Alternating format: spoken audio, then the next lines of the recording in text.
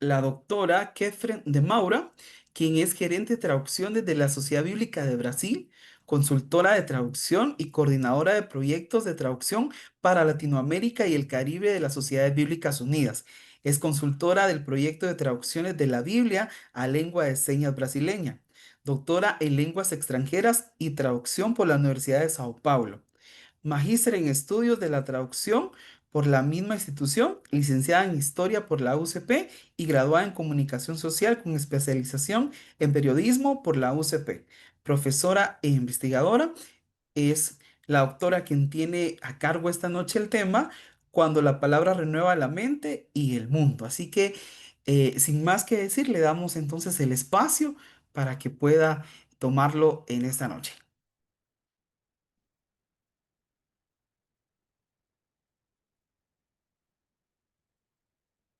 ¿Me escuchan?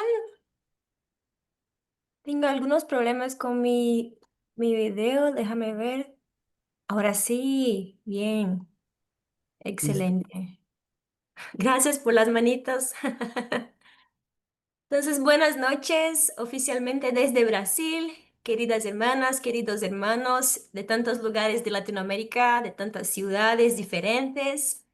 Es una inmensa alegría y un honor compartir este tiempo con ustedes a través de esa pantalla, es verdad, pero en esta casa de fe y reflexión que se construye aquí en Zoom con nuestra presencia conjunta.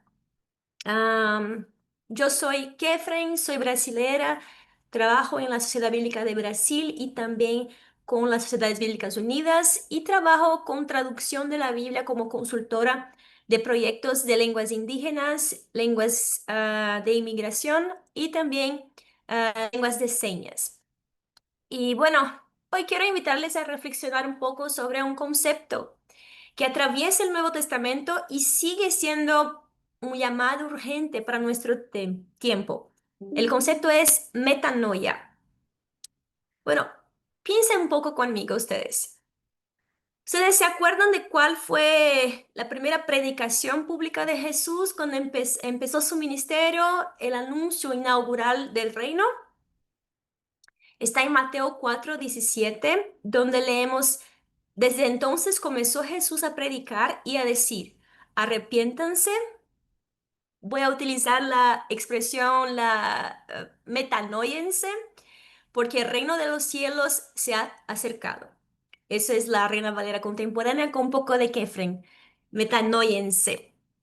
Bueno, esta fue la primera predicación de Jesús y aquí está una clave. Jesús, con el tema de la metanoia, del arrepentimiento, no está solamente invitando a las personas a que cambien un comportamiento. Él nos está llamando a un cambio de conciencia, a una inversión total de valores, a soltar nuestro propio reino de certezas, de miedos, de egoísmos y participar, o sea, entrar en el reino de Dios. Entonces quiero empezar diciendo lo que no es metanoia. Metanoia en la Biblia no es tristeza, no es remordimiento paralizante. Yo creo que si fuera solamente eso, no sería una buena noticia. La tristeza, claro, es parte del arrepentimiento, pero yo la veo como un punto de partida, no el destino. Entonces, metanoia tampoco es la vergüenza del pasado, de lo que hicimos. Para mí es más una valentía de construir un futuro diferente. Entonces, si eso no es metanoia, tristeza, vergüenza, ¿qué es metanoia? Es una palabra que viene de dos raíces griegas bien fuertes, meta, que significa más allá, y nous, que es la mente, el entendimiento o la facultad de pensar. O sea, literalmente podríamos decir que metanoia es ir más allá de la mente o tal vez llevar a la mente más allá o cambiar la mente. Es expandir la mirada, es ver la vida con otro lente, el lente del reino de Dios. Un cambio de la mente, de mente, a través de la lente del reino de Dios. Entonces, cuando Jesús dice arrepiéntanse o metanóyense, Él nos dice piensen diferente. Vean diferente, porque el reino de Dios ya llegó. Está aquí, es accesible, es posible para ustedes. Esta palabra metanoia es esencial en el vocabulario, en el léxico de Jesús y también de sus apóstoles, siempre ligada a un tema interesante que es la esperanza. En Lucas 15:7, y les digo, si quieren tener la Biblia cerquita para seguir los pasajes o hacer apuntes, están muy libres para hacerlo. Entonces, en Lucas 15, versículo 7, la parábola de la oveja perdida, el texto dice que hay más alegría en el cielo por un pecador que hace metanoia que por 99 justos que no necesitan de ella. Entonces, la metanoia es también un motivo de fiesta. Y el apóstol Pedro dice, arrepiéntanse o hagan metanoia y conviértanse para que vengan tiempos de refrigerio de la presencia del Señor. Eso está en Hechos, capítulo 3 versículo 19. O sea, el refrigerio, el alivio depende de este cambio de mente. Yo pienso que podemos todos imaginar, ¿no? Una mente cansada, pesada, con dolores, con tristezas. Y lo que la Biblia y el Señor Jesús está proponiendo es cambiar esa mente cansada y tener refrigerio, tener alivio. Entonces, metanoia tiene que ver con dirección, no solo remordimiento, liberación, no culpa, y es una nueva manera de estar en el mundo. Es como un despertar de la mente y del corazón para ver la vida como Dios la ve. Es dejar que el Espíritu Santo transforme no solamente lo que pensamos, sino quiénes somos. Y aquí está la primera frase clave que yo quiero que ustedes atesoren hoy y que nos guiará durante nuestra conversación. La palabra de Dios cambia a las personas y las personas cambiadas transforman el mundo. Esta transformación de la metanoia es activada en nosotros cuando la palabra de Dios deja de ser solo un sonido, un ruido, y se convierte en una voz viva, en martillo, en fuego dentro de nosotros. Entonces, pensemos un poco, ¿por qué la palabra? ¿Cuál es el poder de la palabra? ¿Por qué la palabra produce cambio, produce mudanzas? Jesús en Juan 17:17 oró, santifícalos en tu verdad, tu palabra es verdad. Y el apóstol Pablo nos garantizó en Romanos 10:17, así que la fe proviene del oír y el oír de la palabra de Dios. Entonces, la palabra de Dios no es un adorno literario, ella no es neutral, pero es viva, activa, su lectura cambia y yo casi diría que la Biblia es profundamente subversiva. Ella entra en nuestra alma, desordena lo que estaba cómodo y hace brotar una vida nueva, una vida diferente. Esta renovación de la mente es la metanoia y sucede cuando la palabra rompe nuestros ídolos intelectuales y sociales. Entonces, yo quiero empezar hablando de la ruptura que la palabra promueve en nuestra autosuficiencia. La palabra de Dios nos recuerda que nosotros no somos Dios. Ella destruye la ilusión de que nosotros controlamos todo y nos saca del centro del universo y nos pone en nuestro debido lugar, que es en los brazos del Padre. La palabra también rompe con el conformismo y la apatía. Pablo en Romanos 12:2 es bien radical. Él dice, no os conforméis a este siglo, sino transformaos por medio de la renovación de vuestro entendimiento, o sea, de vuestra mente. Entonces, la palabra es el lente que nos da una visión crítica sobre nuestro mundo, sobre las estructuras injustas, el consumismo desenfrenado, la indiferencia social, la violencia y nos obliga a preguntar, ¿qué piensa Dios de nuestro mundo, de esto que me parece casi normal, banal? ¿Qué dice la palabra sobre la desigualdad abismal, por ejemplo, en nuestro continente? La metanoia nos prohíbe de ser neutrales, nos saca de una neutralidad paralizante. Y la metanoia o la palabra de Dios cuando llega y cambia nuestra mente, rompe la separación y la exclusión. La palabra es una invitación a la unidad. Él nos enseña a amar al otro, a ver Cristo en el rostro de la persona pobre, marginada o de la vecina que piensa distinto de nosotros. Nos recuerda que somos todos hijos de Dios, creados de la misma sustancia y amados por el mismo Creador. Bueno, miren esta conexión de hoy que estamos haciendo aquí. Estamos lejos, pero juntos. Y cuando nos unimos por intermedio de la palabra, ella sale del papel, sale de la computadora, de la pantalla y se hace acción, se hace servicio, se hace inclusión, se hace conocimiento y también se hace pan, trabajo, esperanza. En todos los lugares la palabra es el punto de partida de la metanoia y de la acción transformadora. Entonces, ese cambio que provoca la palabra es una resurrección cotidiana. En nuestra mente, en nuestro entendimiento, somos diariamente recreados por las verdades vivas de Cristo. Y bueno, para que yo no esté como enseñando una teoría de la metanoia, me gustaría hablar de una historia bíblica muy importante.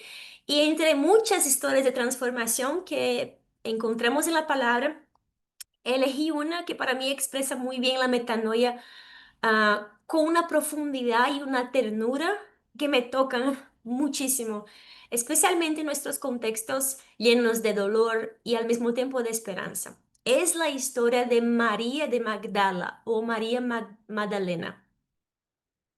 Vamos a leer juntos Marcos capítulo 16, versículo 9.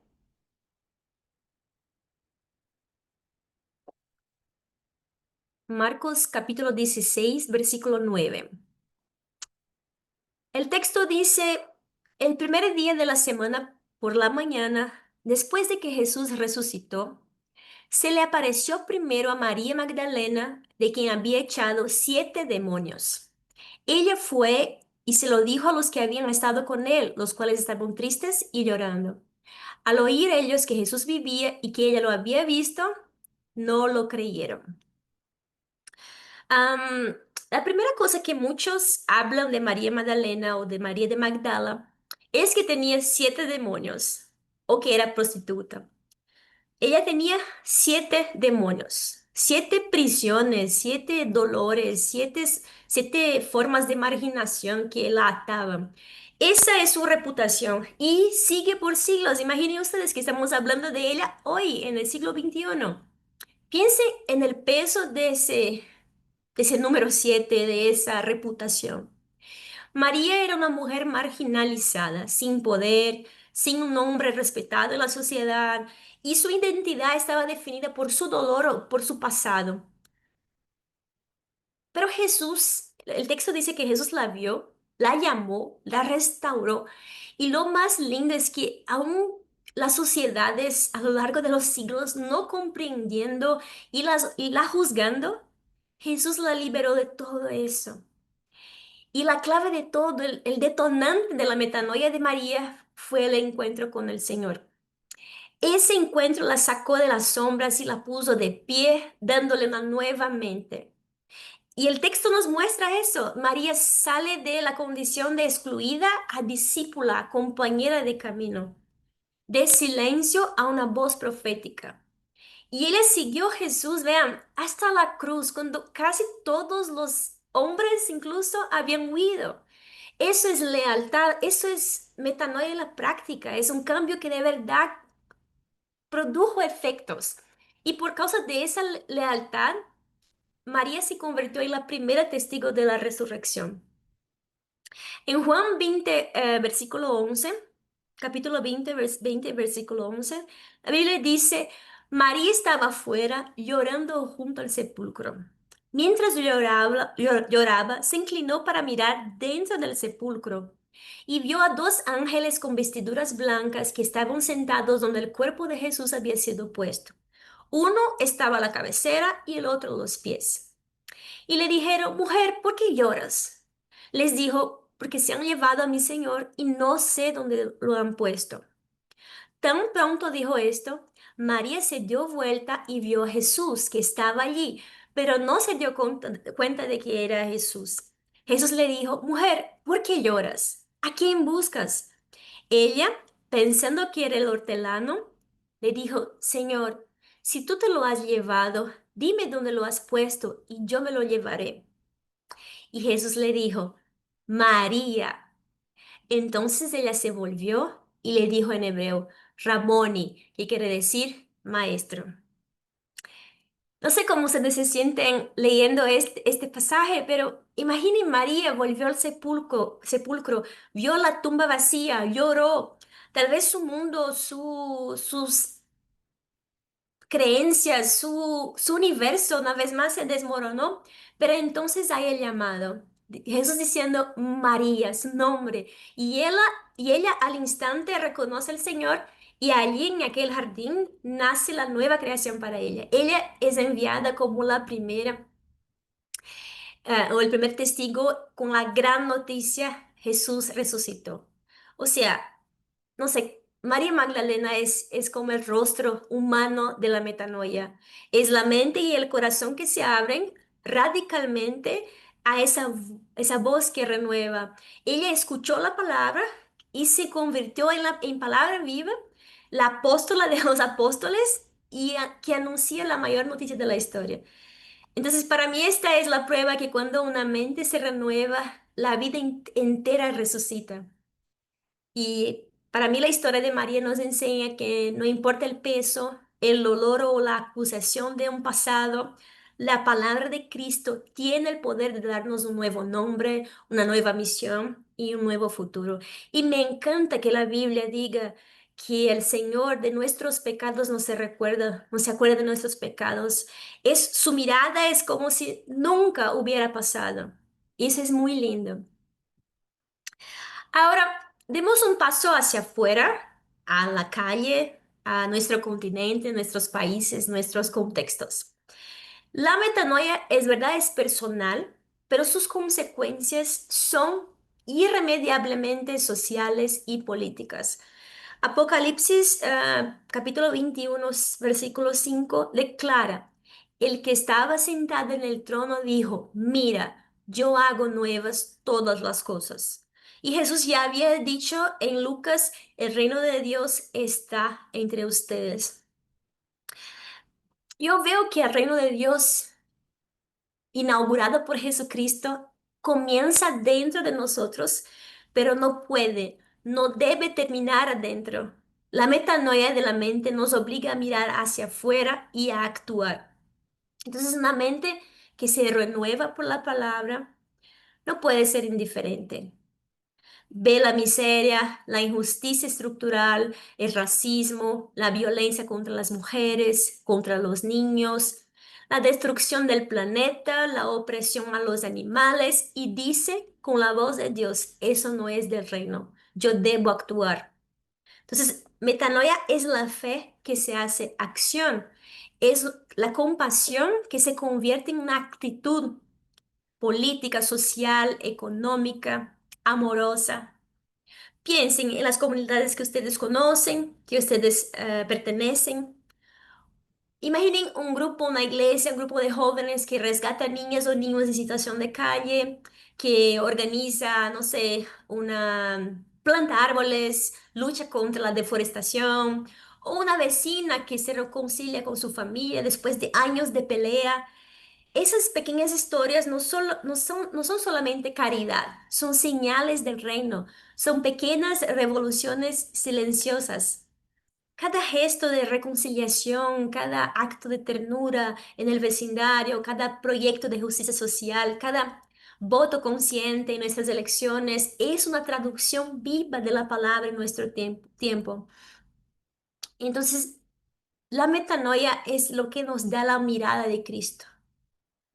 Él no veía solamente la multitud como un montón de gente, sino como ovejas sin pastor.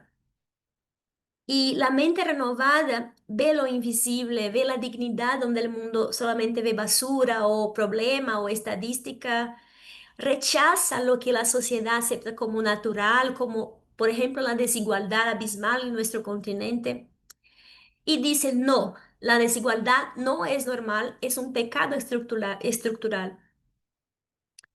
No espera por el gobierno o la iglesia perfecta, sino que construye el reino en la esquina de su casa, en su trabajo, en su iglesia y en su familia. Miren, en su familia. Todo comienza con una mente renovada, una mente que aprende a ver el mundo como Dios, el gran artista, el justo juez.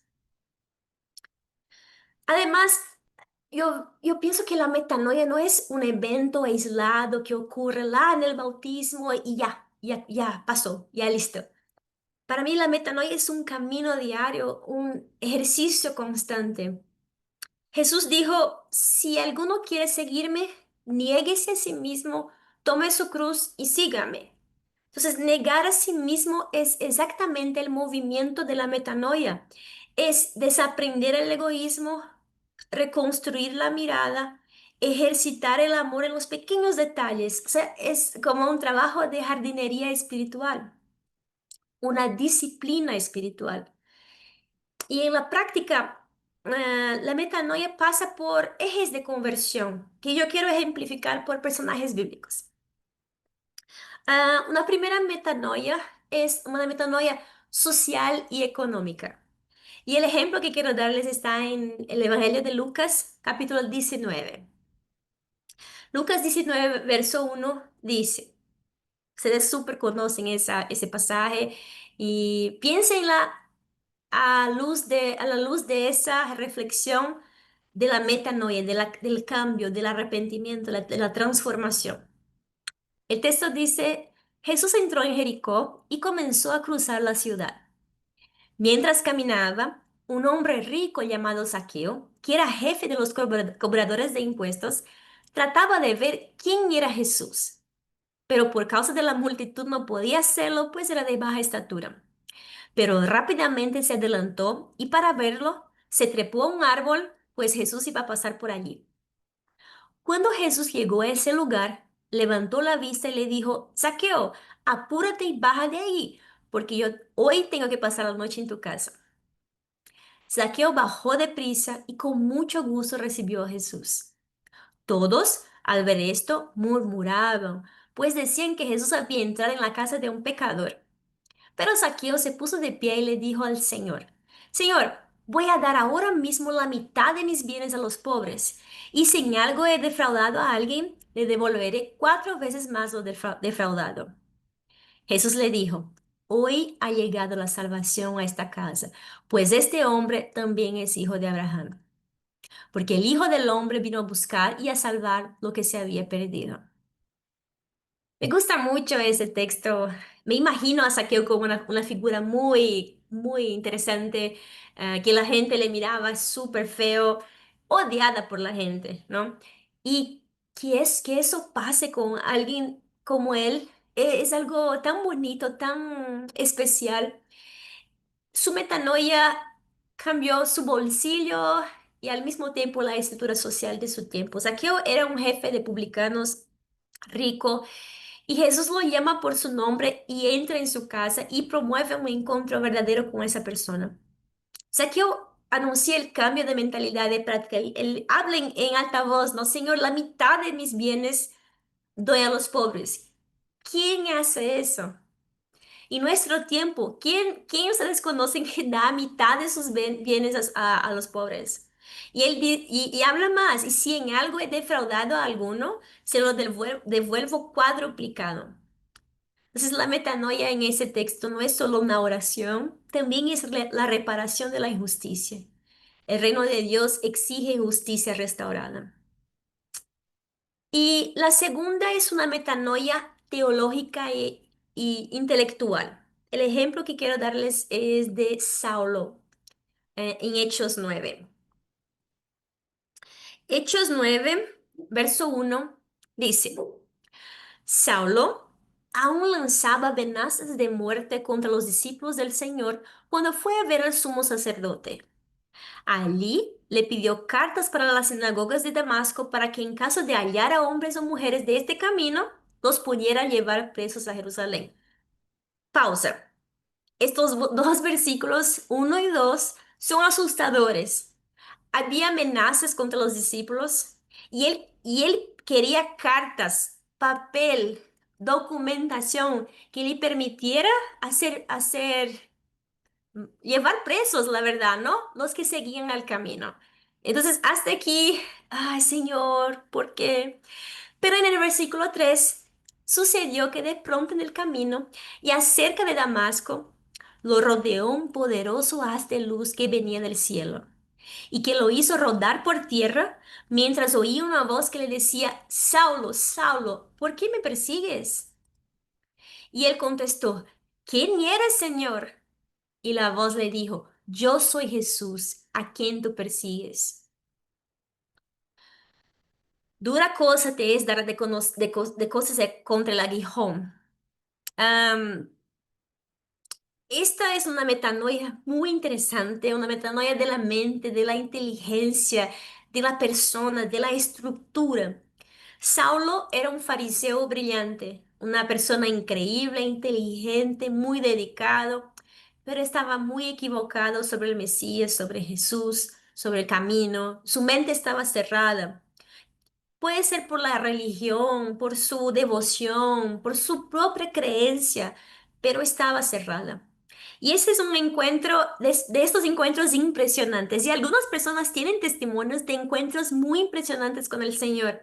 Y aquí Saulo ve una luz, escucha una voz. Saulo, Saulo, ¿por qué me persigues? Primera persona hablando. Y la experiencia es muy, muy fuerte. No sé vos, no sé a ustedes, pero a mí es difícil imaginar cómo nos sentiríamos viviendo algo parecido. Y eso lleva a Pablo, a desaprender. Todo su brillante intelecto es renovado.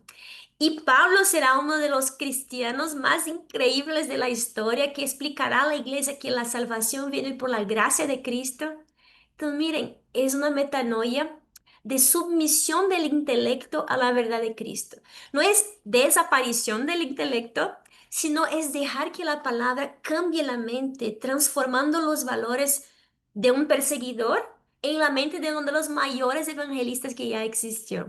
Entonces, para mí son textos tan, tan lindos y son tan ejemplares de lo que es la metanoia. La Biblia es muy pedagógica y muy linda. Una tercera metanoia que me gustaría proponerles es una metanoia de retorno, de regreso. Y es la última y está en el Evangelio de Lucas, capítulo 15, verso 11. El ejemplo es dado por Jesucristo en la parábola del hijo pródigo.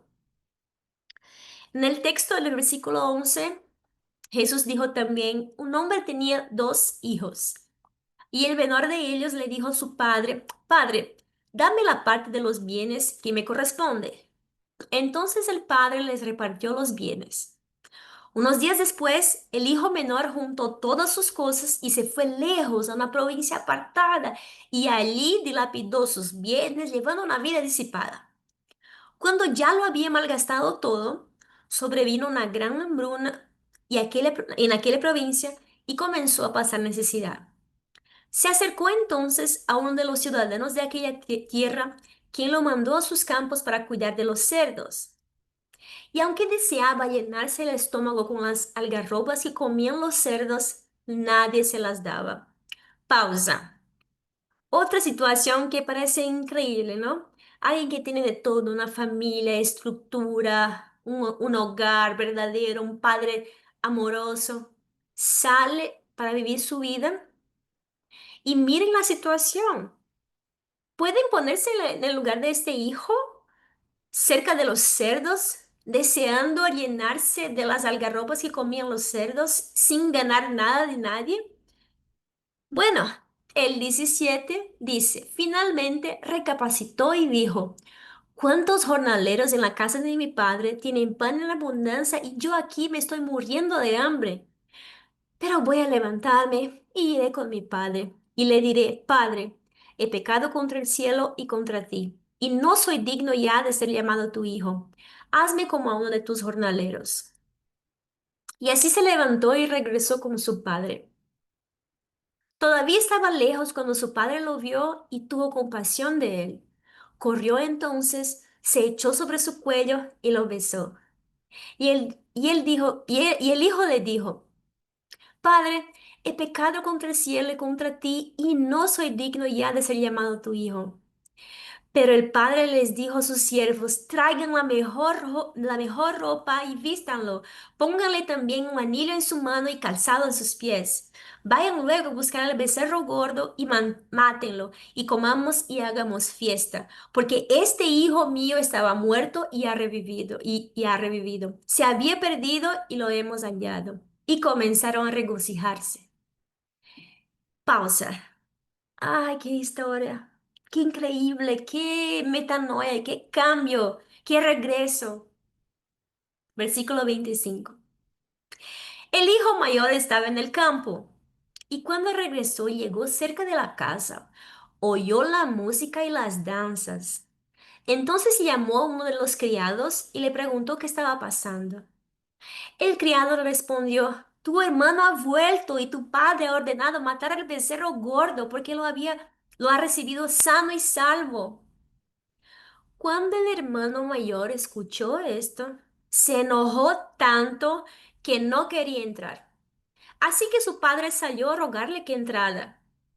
Pero el hijo mayor le dijo a su padre, aunque llevo tantos años de servirte y nunca te he desobedecido, tú nunca me has dado siquiera un cabrito para disfrutar con mis amigos. Pero ahora viene este hijo tuyo, que ha malgastado tus bienes con rameras y has ordenado matar al becerro gordo para él.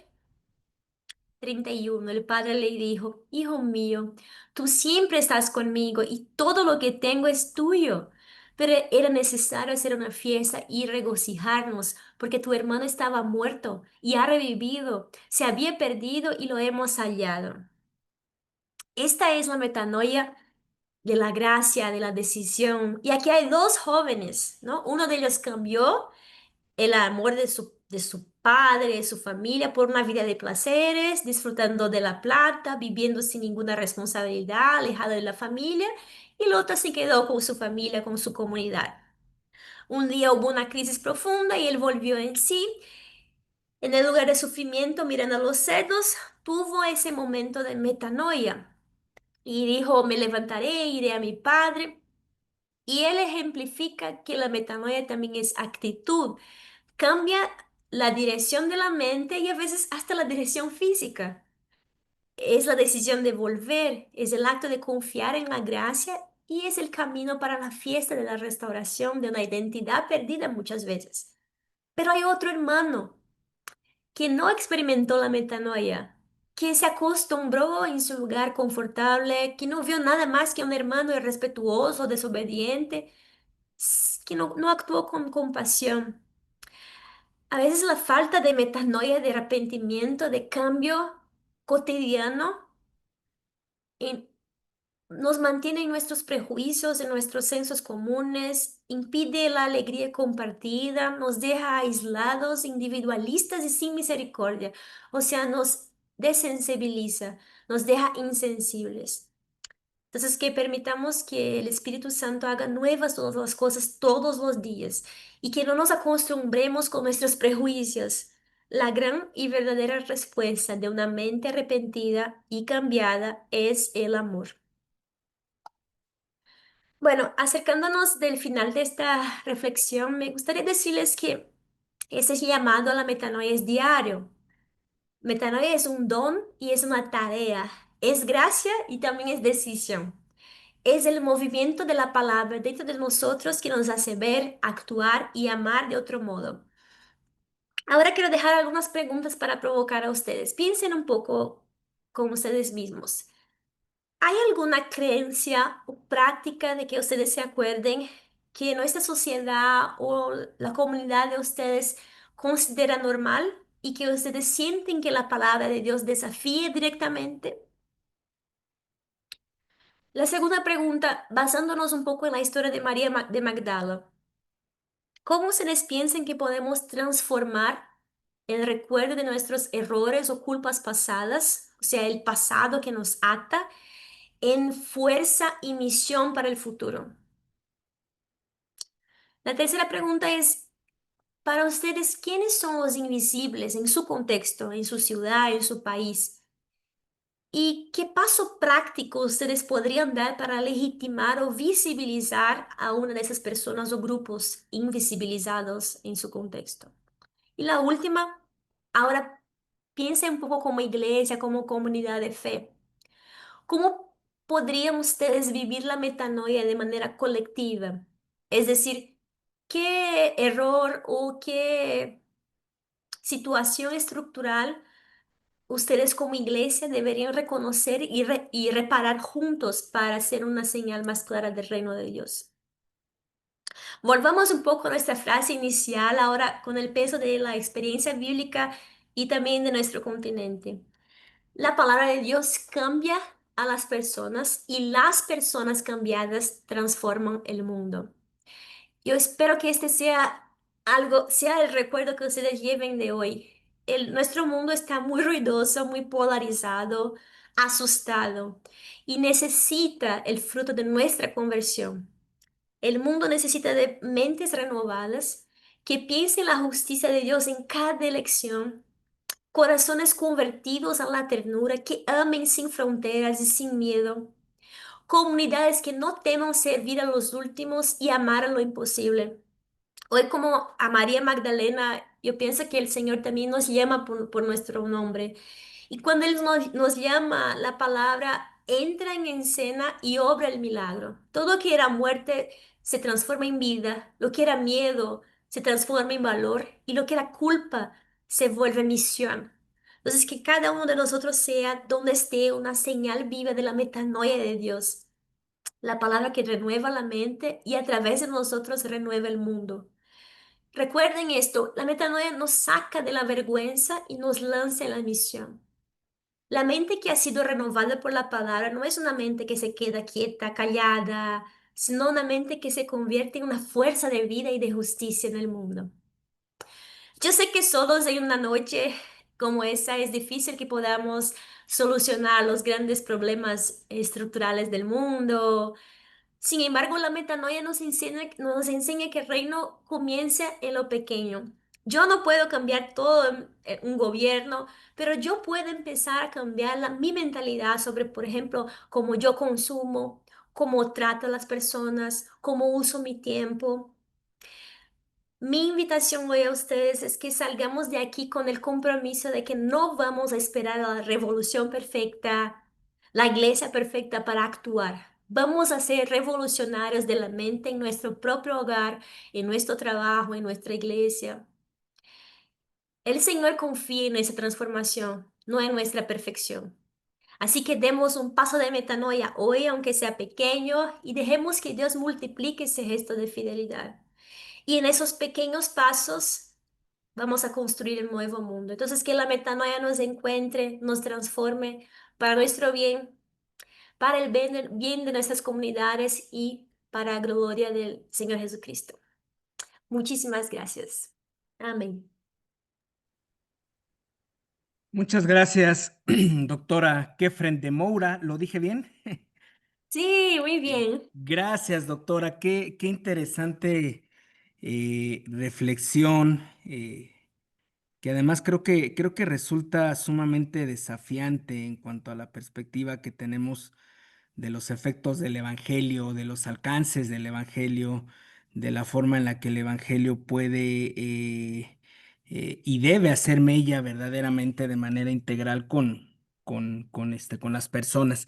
Me voy a permitir tomarle 2 minutitos antes de pasar a las preguntas para platicar rápidamente a los más de 300 hermanos que están conectados en estos momentos en el Zoom y otros tantos que hay en las redes sociales de las diferentes sociedades bíblicas sobre una Biblia que me va a ayudar a poner en pantalla el flyer, mi amigo, Ronald Mendoza, y que es la Biblia de Estudio Teológico, una Biblia que entre muchos conceptos, pues precisamente también abarca todo esto este proceso de discipulado integral que se desprende de la palabra de Dios.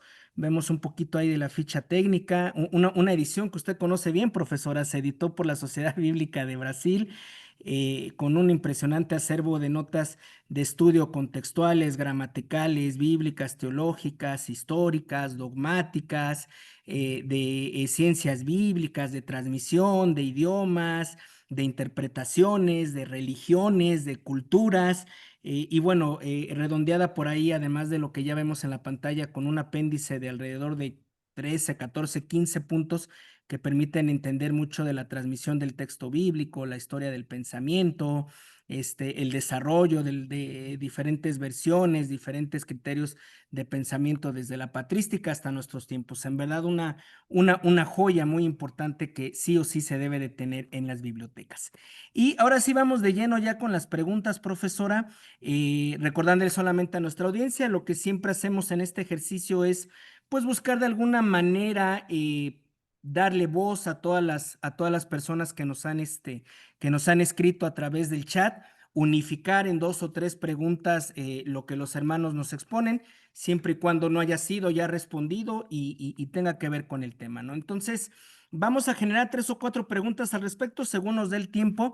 Quisiera iniciar con, recapitulando, perdón, un poquito lo que nos hablaba sobre el cambio de conciencia y de inversión total de valores, soltando conceptos personales para enfocarlos en el reino de Dios, para enfocarlos en la manifestación del reino de Dios. Esto nos lleva a un panorama por demás integral que parece que abarca todo concepto propio de la vida humana, tanto a nivel personal como social. Entiendo que es así, ¿correcto? Y más aún, esta experiencia personal es totalmente vinculante por lo que nos dijo con la proclamación y manifestación del reino a través de las personas. Luego entonces, una pregunta muy recurrente que recibimos es si el reino es posible solamente por medio de este cambio integral. Es decir, la manifestación del reino de Dios está totalmente vinculada a este proceso de restauración o aún sin este proceso de restauración podemos hablar de una manifestación del reino de Dios a través de los discípulos. Yo veo, excelente pregunta. Lo que veo aquí es ese proceso depende de un encuentro con aquel que inauguró el reino de Dios, que es Jesús. En el encuentro con la verdad, con Jesús, con quién él es, con su ministerio, con su testimonio, con sus actitudes, yo veo que somos impactados y no es posible que nos quedemos neutrales. Algo pasa. Hay un confronto con la realidad que nos cerca, con el mundo y los valores que aprendemos. Muchas veces valores parecen muy pacificados, ¿no? Por ejemplo, suceso en el trabajo, suceso en la vida, económico. Pero cuando encontramos Jesús, estos valores entran en shock. Entonces, cuando Jesús propone darle la otra fase de la cara, entonces si alguien te golpea, da la otra faz.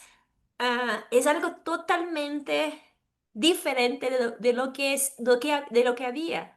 Lo que había era la ley de talión, que era ojo por ojo, un diente por un diente. O sea, si alguien te golpea, golpea también. Si alguien te sacó un buey o una vaca, tienes que recibir un buey o una vaca de esa persona, ojo por ojo, diente por diente. Lo que Jesús propone es no vengarse, es amar extravagantemente. Entonces, el encuentro de los seres humanos con la verdad de Cristo no nos deja sin impacto, necesariamente impacta nuestra vida, nuestra conciencia, nuestros valores. Y en ese sentido que digo que hay un cambio de postura. Y claro, este cambio se va haciendo, es un proceso, no es como les mencioné, no es un momento en la historia donde todo cambia y mañana en la mañana ya soy otra que ya pienso totalmente diferente. Voy a ser confrontada también por la lectura de la palabra de Dios, por recibir ese alimento, conocer más a Dios, voy a ser confrontada y voy cada vez pareciendo un poquito más con Jesucristo y esa es la característica del reino de Dios, personas que se parecen a Jesús, que actúan como Jesús. Es un reino de Dios que se inaugura para hoy, no para el futuro, para después de la muerte. Lo que hablo es del reino entre nosotros. No sé si contesté bien, pero esa es creo que es yo pienso que no hay como quedarnos sin recibir algún impacto, sin confronto, ¿no? Cuando encontramos a Jesús. Sí, perfecto. Muchas gracias, profesora. Una frase que se escucha mucho y a la que se le ha dado pues muchas implicaciones, muchos significados en el transcurrir de la experiencia congregacional, tiene que ver con el poder de la palabra que cambia vidas, ¿no? El rompimiento de los ídolos ideológicos de los que usted nos hablaba y de las perspectivas personales. Muchas veces he entendido incluso de una manera mística, ¿no? Como queriendo hacer ver los efectos de la palabra de Dios como una especie de fórmula que causa efectos, más por el hecho de lo que se dice o como se dice, que por realmente lo que es la esencia del mensaje de Dios. ¿Qué tendría que decirnos al respecto esta disertación que nos ha hecho sobre la metanoia desde la perspectiva bíblica? ¿Cuáles son los verdaderos efectos de esta transformación? Y más aún, ¿cómo se manifiesta realmente esta metanoia desde la lectura, el estudio, la proclamación, la escucha de la palabra de Dios? Muchas gracias. Me gustaría tener esa respuesta como un padrón o una experiencia, eh, una única experiencia, pero es muy variando, ¿no? Pero me gusta, hay una dimensión, claro, espiritual, casi mística en el encuentro con Jesús y hay una dimensión ética muy importante. Yo veo que la Biblia tiene un llamado a la ética humana muy fuerte. Desde el Antiguo Testamento, los judíos eran un pueblo que era llamado a cuidar de las viudas, de los huérfanos, ¿está bien? Huérfanos, sí. Huérfanos, de los extranjeros, de ayudar, de ser compasivos. Tenía una ética de 7 años de deudas, pero al séptimo año perdonar las deudas a la tierra, hacer la tierra descansar, no extraer de esa tierra todo lo que puede dar, pero dejarla descansar, tener un día de la semana para descansar. Hay un llamado a la ética humana también. Entonces yo veo que ese encuentro con el reino de Dios, esa metanoia, ese cambio, tienen una dimensión espiritual y mística y que yo creo que es poderosa, ¿no? Es como encuentro, descubrimos, parece, quiénes somos o por dónde tenemos que ir, pero al mismo tiempo es un llamado a la ética, a ser diferentes en este mundo con el otro, especialmente con el próximo, con el otro. Y yo pienso que no podemos disminuir la dimensión ética de la Biblia, de la responsabilidad como iglesia cristiana, como cuerpo de Cristo que tenemos en ser señales de ese reino en un mundo un mundo loco, ¿no? Un mundo donde la gente quiere ganar dinero a todo costo, salir caminando en la cabeza de las personas sin responsabilidad, sin mirar, sin tener compasión. Entonces yo veo que la iglesia cristiana, los cristianos, pero no solamente el Nuevo Testamento, toda la Biblia apunta para un Dios que ama, que conclama a la gente a que sea bondadosa, que actúe con ética, con una mirada buena al próximo. Entonces yo veo que esas dimensiones se mezclan en esa experiencia de la metanoia. Eso es como yo veo. Listo, muchas gracias. Eh, me llamó mucho la atención una frase que me pareció clave en lo que nos exponía. Resurrección cotidiana que implica el ser diariamente recreados. Eso tiene una profundidad muy, muy, muy, muy fuerte que creo que no podemos dejar pasar por alto. Esto implica un proceso de discipulado constante y permanente. Y lo planteo así porque una de las preguntas que desde diferentes perspectivas nos llegaron en el chat tiene que ver con una preocupación sobre qué sucede cuando por alguna razón la persona interrumpe este proceso de comunión, discipulado, transformación. Y citando, incluso para dimensionar un poquito más, literalmente una pregunta, ¿esta metanoia sería irreversible o es en un momento dado reversible? Es decir, ¿pueden las circunstancias de conducta, decisiones, de vida, influir y quitarnos este proceso de restauración? Excelente, qué interesante la pregunta. Ah, eso nos lleva a pensar en la dimensión procesual de nuestra existencia. No somos personas terminadas, completas, estamos en proceso de construcción cotidiana. Y lo que veo es que si interrumpimos, entre comillas, el proceso de metanoia por nuestra decisión, una de las consecuencias fuertes es la desensibilización, es el enfriamiento, eso, muchas veces el aislamiento, ¿no? Salir de la comunidad de fe es algo como dejar de crecer, ¿no? Estagnar y a veces hasta desensibilizarse, no mirar al otro. Y es difícil. Yo pienso que es fácil que nos acostumbremos con con los valores del mundo. Entonces, la metanoia demanda una decisión. Todos los días es decidir mirar la tele, mirar las noticias y pensar diferente. Porque si miramos la tele y las noticias, podemos caer en el error de creer que la violencia policial es correcta. Hay tanto crimen, la violencia policial es el camino. Entonces, hay muchas cosas que nos van a llevar a desensibilizarnos y a creer en los valores de este mundo. Es una lucha cotidiana, pero recuérdense, nuestra dimensión procesual existe, somos seres en construcción y buscando llegar a la excelencia de lo que es Cristo. Entonces, es para ser más parecidos con Él. Yo creo que no es irreversible. Si dejamos que nuestra mente empiece a cerrarse, es más, vamos a tener que esforzarnos para abrirla, pero es decisión, ¿no? Y decisión cotidiana, todos los días decidir, pensar diferente y seguir los valores extremos del reino de Dios. Listo, muchas gracias. Profesora, quisiera cerrar con una cuarta pregunta.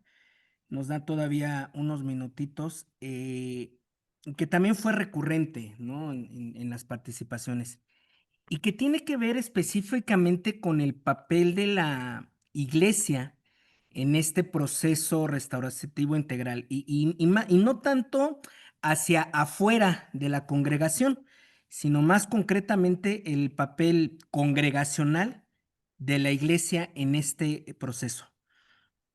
Y la pregunta sería, ¿metanoia con énfasis solamente en algo personal, en una experiencia personal, o más bien llevarlo desde una perspectiva de experiencia de fe colectiva? ¿Hasta dónde sí uno y hasta dónde sí o no el otro? Ujú. Yo ojalá salgan con esa claridad con respecto a lo que me gustaría presentar a ustedes. Hay dos dimensiones de la metanoia. Hay la dimensión individual, particular, de ese encuentro y la decisión, pero la metanoia no es algo que se queda en nuestro corazón, es algo que se sale, ¿no? Entonces la comunidad también experimenta la metanoia, es algo comunitario, compartido. Fue así con el pueblo en el Antiguo Testamento, con las iglesias, las comunidades, con los discípulos. La metanoia es algo que se experimenta en colectivo, en comunidad. Y es eso lo que significa ser señal del reino de Dios. Es cuando la comunidad de verdad comparte todo, tiene todo en común, comparte todo y vivencia la metanoia cotidianamente, luchando contra la corriente de afuera. Y es muy importante, ese creo que es un llamado a la iglesia cristiana hoy, que la iglesia no sea el opuesto de la metanoia, no sea el lugar de la gente con la mente cerrada, con conceptos que no cambian, sin misericordia. Es papel de la iglesia ser la, la gente de la metanoia, vivir la metanoia, experienciar los cambios. el arrepentimiento cotidiano, el cambio cotidiano de sus prácticas, y eso va a salir, va a impactar nuestro mundo. Yo pienso así. Listo. Pues muchas gracias, doctora. Qué gusto siempre escucharle. Reciba, por favor, un abrazo muy, muy afectuoso a nombre de la confraternidad, los países que participamos en este proyecto de los webinars que ya llevan 5 años. Y bueno, siempre nuestras oraciones en favor de su ministerio, del ministerio de la Sociedad Bíblica de Brasil, que tanto ha bendecido en América Latina. Me permito ahí comentarle a los hermanos que quizás no dimensionan. Brasil es el principal distribuidor y productor de Biblias en español. Gran parte de las Biblias de estudio que las Sociedades Bíblicas Unidas tiene son de la Sociedad de Brasil, un ministerio en verdad muy hermoso. Y bueno, pues siempre nuestras oraciones a favor de ustedes, de la gente que hace posible junto con la gracia de Dios todo esto. Un abrazo fraternal, doctora, y pasamos